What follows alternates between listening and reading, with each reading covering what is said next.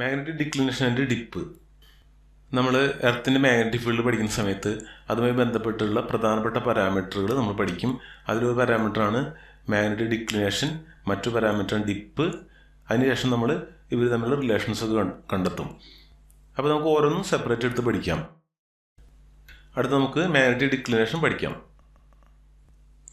Magnetic declination ഈ topic പഠിക്കുന്നതിൻ്റെ ഭാഗമായിട്ട് നമുക്ക് പ്രധാനപ്പെട്ട രണ്ട് ടോപ്പിക്ക് പഠിക്കണം. മാഗ്നറ്റിക് മെറിഡിയനും ജോഗ്രഫിക്കൽ മെറിഡിയൻ ഉണ്ട്. അപ്പോൾ രണ്ട് മെറിഡിയൻ മനസ്സിലാക്കിയാലാണ് മാഗ്നറ്റിക് ഡിക്ലിനേഷൻ എന്താണെന്ന് നമുക്ക് മനസ്സിലാവുള്ളൂ. അപ്പോൾ അതിന് വേണ്ടിയിട്ട് ഞാൻ എർത്തിൻ്റെ ഒരു ചിത്രം വരയ്ക്കുകയാണ്. ഇപ്പോൾ ഞാൻ എർത്തിൻ്റെ ചിത്രമാണ് കാണിച്ചിരിക്കുന്നത്. അപ്പോൾ എർത്ത് റൊട്ടേറ്റ് ചെയ്യുന്ന ആക്സിസ് ആണ് ഞാൻ ഇനി വരയ്ക്കാൻ പോകുന്നത്. ആ ആക്സിസ് ആണ് ഇവിടെ കാണിച്ചിരിക്കുന്നത്. ഇനി അതേപോലെ തന്നെ മാഗ്നറ്റ് കിടക്കുന്നൊരു ആക്സിസ് ഉണ്ട്. ആ മാഗ്നറ്റ് കിടക്കുന്ന ആക്സിസ് ആണ് ഇവിടെ കാണിക്കുന്നത്. ഇപ്പോൾ ഇതിൻ്റെ ചിത്രം നമുക്ക് മുന്നേ വരച്ചിട്ടുണ്ട്. ആ ചിത്രം നോക്കാം. ഇപ്പോൾ ഇവിടെ ആക്സിസ് ഞാൻ കാണിച്ചിട്ടുണ്ട്. ഇതാണ് ആക്സിസ് ഓഫ് റൊട്ടേഷൻ. ഇവിടെ കാണിച്ചിരിക്കുന്നത് ഈ കളർ കൊണ്ടാണ് കാണിച്ചിരിക്കുന്നത്. ഇതാണ് ആക്സിസ് ഓഫ് റൊട്ടേഷൻ. മാഗ്നറ്റ് കിടക്കുന്നത് ചെരിഞ്ഞിട്ടാണ്, മാഗ്നറ്റ് ഇവിടെ കിടക്കുന്നത് ചെരിഞ്ഞിട്ടാണ്. അപ്പോൾ നമുക്ക് നോക്കിയാൽ മനസ്സിലാക്കാൻ പറ്റും. ഇതിന് കറസ്പോണ്ടിങ് ആയിട്ടുള്ള ഈ ചിത്രം നമ്മൾ എടുത്തു കഴിഞ്ഞാൽ ഒരു ആക്സിസ് ഉണ്ട്, രണ്ട് ആക്സിസുകളുണ്ട്. ഒരു ആക്സിസ് എന്ന് പറയുന്നത് ജോഗ്രഫിക്കൽ ആക്സിസ് ആണ്. അപ്പോൾ ഇവിടെ ഒരു ആക്സിസ് കാണിച്ചിട്ടുണ്ട്. അപ്പോൾ ഈ ആക്സിസിന് നമുക്ക് പേര് കൊടുക്കാം, ജി ആക്സിസിന് പേര് കൊടുക്കാം. ജി ആക്സിസിന് ഞാൻ പേര് കൊടുത്തത് ജോഗ്രഫിക്കൽ ആക്സിസിന് ചുരുക്കെഴുത്താണ്. നിങ്ങൾ എഴുതുമ്പോൾ ജോഗ്രഫിക്കൽ ആക്സിസ് തന്നെ എഴുതണം. ഇവിടെ ഒരു ആക്സിസ് ഉണ്ട്. ആ ആക്സിസ് നമ്മൾ മാഗ്നറ്റിക് ആക്സിസ് എന്ന് പേര് കൊടുത്തു. അപ്പോൾ ഞാൻ ചുരുക്കി എം ആക്സിസ് എന്ന് എഴുതുന്നു. അപ്പോൾ രണ്ട് ആക്സിസ് ഉണ്ട്, ജോഗ്രഫിക്കൽ ആക്സിസും ഉണ്ട്, മാഗ്നറ്റിക് ആക്സിസ് ഉണ്ട്. ഇനി ഈ ജോഗ്രഫിക്കൽ ആക്സിസിലൂടെ ഒരു പ്ലെയിൻ കടന്നു പോകാനായിട്ട് എടുക്കുക. അപ്പോൾ ഇത് മനസ്സിലാക്കുന്നതിന് വേണ്ടിയിട്ട് ഇപ്പോൾ എർത്തിനെ നമുക്കൊരു അതേ ഷേപ്പിലുള്ള ഉരുളക്കിഴങ്ങ് എടുക്കുകയാണെങ്കിൽ ഈ ലൈൻ കാണിച്ചിട്ടുണ്ടല്ലോ, നമ്മളൊരു ആക്സിസ് ഓഫ് റൊട്ടേഷൻ കാണിച്ചിട്ടുണ്ടല്ലോ, ആ ആക്സിസ് ഓഫ് റൊട്ടേഷനിലൂടെ ഒരു ബ്ലേഡ് കടത്തി വിട്ട് കഴിഞ്ഞാൽ ഈ ഉരുളക്കിഴങ്ങ് രണ്ട് കഷ്ണങ്ങളാവും. അപ്പോൾ അങ്ങനെ കഷ്ണങ്ങളായിട്ടുള്ള ചിത്രമാണ് ഞാൻ കാണിക്കാൻ പോകുന്നത്. അപ്പോൾ ഇവിടെ ഞാൻ കട്ട് ചെയ്യുന്ന കാണിക്കുകയാണ്. ഇങ്ങനെയാണ് ആക്സിസ്. ഇതേ ഈ ആക്സിസിലൂടെ ഒരു പ്ലെയിൻ കടന്നു പോകുന്നതായിട്ട് സങ്കല്പിക്കുക. അപ്പോൾ ഇതിലൂടെ നമ്മൾ എന്ത് ചെയ്യുന്നു, കട്ട് ചെയ്യുന്നു. കട്ട് ചെയ്തിട്ട് നമുക്ക് എന്ത് ചെയ്യുന്നു, അപ്പോൾ ഇത് നോക്കിക്കഴിഞ്ഞാൽ നിങ്ങൾക്ക് മനസ്സിലാക്കാൻ പറ്റും. ഇങ്ങനൊരു പ്ലെയിൻ നിങ്ങൾക്ക് കാണാൻ പറ്റും. ഇത് നിങ്ങൾ ഷെയ്ഡ് നോക്കി കഴിഞ്ഞാൽ മനസ്സിലാവില്ല എന്താണ്.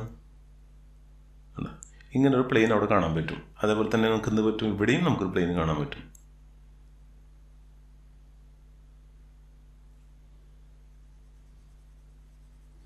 അപ്പോൾ നമ്മളൊരു ഈ എർത്തിൻ്റെ ഷേപ്പിലുള്ള ഉരുളക്കിഴങ്ങ് എടുത്തിട്ട് ഒരു ബ്ലേഡ് വെച്ച് മുറിച്ച് കഴിഞ്ഞാൽ നമുക്ക് രണ്ട് പ്ലെയിനുകൾ കിട്ടും. അപ്പോൾ ഇത് ഈ പ്ലെയിനാണ് ഇവിടെ കാണിച്ചിരിക്കുന്നത്. ഈ പ്ലെയിനെ നമ്മൾ പറയുന്ന പേരാണ് ജോഗ്രഫിക്കൽ മെറിഡിയൻ. കാരണം ജോഗ്രഫിക്കൽ ആക്സിസിലൂടെ എർത്തിനെ രണ്ട് കഷ്ണങ്ങളാക്കി മാറ്റിക്കഴിഞ്ഞാൽ ആ പ്ലെയിനാണ് ജോഗ്രഫിക്കൽ മെറിഡിയൻ എന്ന് പറയുന്നത്.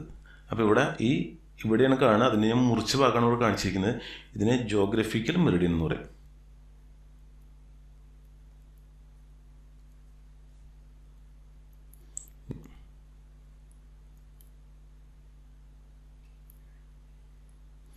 ജോഗ്രഫി മെറിഡിയൻ എന്താണെന്ന് പറഞ്ഞു. എന്താണ്? A plane passing through geographic north south pole. അതായത് ഇവിടെ നോർത്ത് പോൾ ഉണ്ട്, ഇവിടെ സൗത്ത് പോൾ ഉണ്ട്. അപ്പോൾ ഇത് ജോഗ്രഫിക്കലായിട്ടുള്ള നോർത്ത് സൗത്ത് ഡയറക്ഷനാണ്. ആ നോർത്ത് സൗത്ത് ഡയറക്ഷനിലൂടെ കടന്നു പോകുന്ന പ്ലെയിനെയാണ് നമ്മൾ എന്ത് പറയുന്നത്, ജോഗ്രഫിക്കൽ മെറിഡിയൻ എന്ന് പറയുന്നത്. A plane passing through geographic north south direction എന്നുള്ള കാര്യം ഓർത്തേക്കുക. ഇതേപോലെ തന്നെ നമുക്ക് എന്ത് ചെയ്യാം, ഇത് ഷേപ്പിൽ തന്നെ എന്ത് ചെയ്യാം, ഈ മാഗ്നറ്റിക് ആക്സിസിനെ ബേസ് ചെയ്തിട്ട് നമുക്ക് എന്ത് ചെയ്യാം, ഒരു കട്ട് ചെയ്ത് കഴിഞ്ഞാൽ എന്ത് കിട്ടും, അവിടെ ഒരു മെറിഡിയൻ കിട്ടും. ആ മെറിഡിയൻ നമ്മൾ പറഞ്ഞ പേരാണ് ഇതിനെ ജോഗ്രഫിയിലായിട്ട് കടന്നു പോയതിന് ജോഗ്രഫി മെറിഡിയൻ എന്ന് പറഞ്ഞാൽ ഇതിനെന്ത് പറയാൻ പറ്റും, ഇതിനെ പറഞ്ഞ പേരാണ് മാഗ്നറ്റിക് മെറിഡിയൻ എന്ന് പറയും. അപ്പോൾ മാഗ്നറ്റിക് ആക്സിസിലൂടെ കടന്നു പോകുന്ന പ്ലെയിനെയാണ് നമ്മൾ എന്ത് പറയുക, മാഗ്നറ്റിക് മെറിഡിയൻ എന്ന് പറയുന്നത്. അപ്പോൾ രണ്ട് മെറിഡിയനെ കുറിച്ച് നമ്മൾ പറഞ്ഞു. ഒന്ന് geographical Meridian. What is geographic meridian? It is a plane passing through geographical north south direction. What is magnetic meridian? It is a plane passing through geographic north pole and south pole. ഈ രണ്ട് കാര്യങ്ങൾ മനസ്സിലായി. അപ്പോൾ രണ്ട് Meridian നമ്മൾ പഠിച്ചു. അപ്പോൾ നമുക്ക് നോക്കിക്കഴിഞ്ഞാൽ മനസ്സിലാക്കാൻ പറ്റുന്ന കാര്യം എന്താണ്, ഇവർ തമ്മിൽ ഒരു ആംഗിൾ ഉണ്ട്. ഇവിടെ ഇപ്പോൾ ഒരു ആംഗിൾ ക്രിയേറ്റ് ചെയ്ത് കാണാൻ പറ്റും. ഈ ആംഗിളിനെയാണ് നമ്മൾ ഡിക്ലിനേഷൻ എന്ന് പറയുന്നത്. അപ്പോൾ ഈ ആംഗിളിൻ്റെ പേരാണ് declination.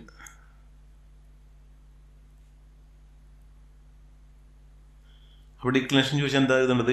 It is angle between geographic Meridian and magnetic Meridian. അപ്പോൾ രണ്ട് മെറിഡിയനെ കുറിച്ചും അവ തമ്മിലുണ്ടാകുന്ന ആംഗിളിനെ കുറിച്ച് പഠിച്ചു. ആ ആംഗിളിൻ്റെ പേരാണ് ഡിക്ലിനേഷൻ. ഇപ്പോൾ നമ്മൾ മാഗ്നറ്റിക് ഡിക്ലിനേഷൻ പഠിച്ചു കഴിഞ്ഞു.